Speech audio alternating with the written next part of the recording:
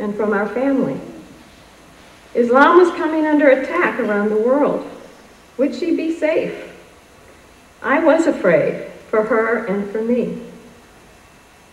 But at the same moment, I saw her serenity. And I had a choice in that split second. Without thinking, I bent over and I kissed her on the forehead. The choice happened. I still am not sure how. But I chose to accept her in that moment and all that would flow from it. And I offer this story because it shows how central private choices are. And perhaps our choices are not always as dramatic as this one. But when we are challenged with unknown things, with prejudice in our own psyches, within our own awareness, do we react with fear? Or do we choose to respond with trust?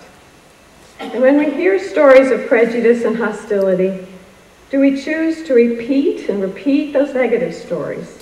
Or do we choose to tell the positive stories of positive encounters?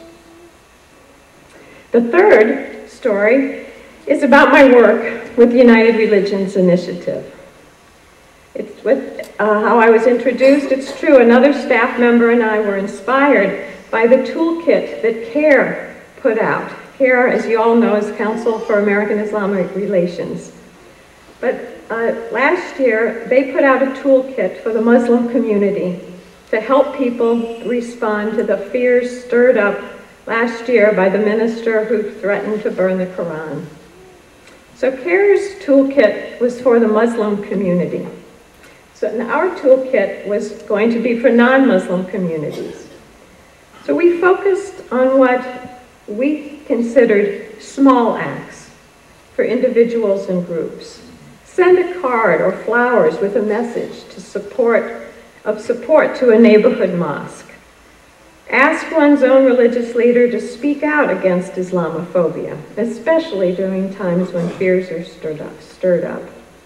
Organize conversations where people share positive encounters and stories of respect and friendship. So that toolkit has now been revised a little, and the cards that lead you to it are on the back table. So please feel free to pick up a card, and then you can also access the entire toolkit via our website.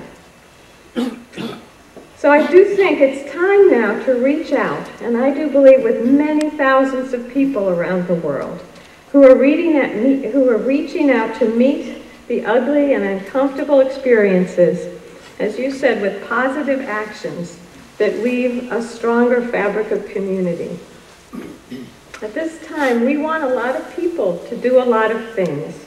We want political and religious leaders to speak out forcefully and consistently against acts of violence done in the name of any religion, and to denounce leaders who inflame religious intolerance. We want people to write blogs, to join community groups, to confront specific acts of bigotry and violence when they occur. We want people to use opportunities in their neighborhood to reach out and break through prejudice or ignorance just with a kind gesture.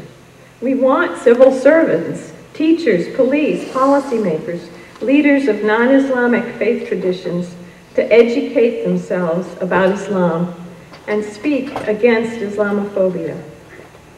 We want more citizens to mobilize media to educate audiences. We want media to present news responsibly.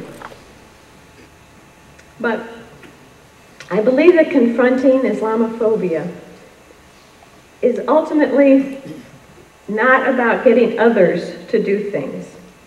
It is about each of us using the opportunities life presents to us to make personal choices. So as Eleanor Roosevelt said, the difference lies in whether or not in significant numbers, men and women in small places close to home choose to do their part. So thank you so much.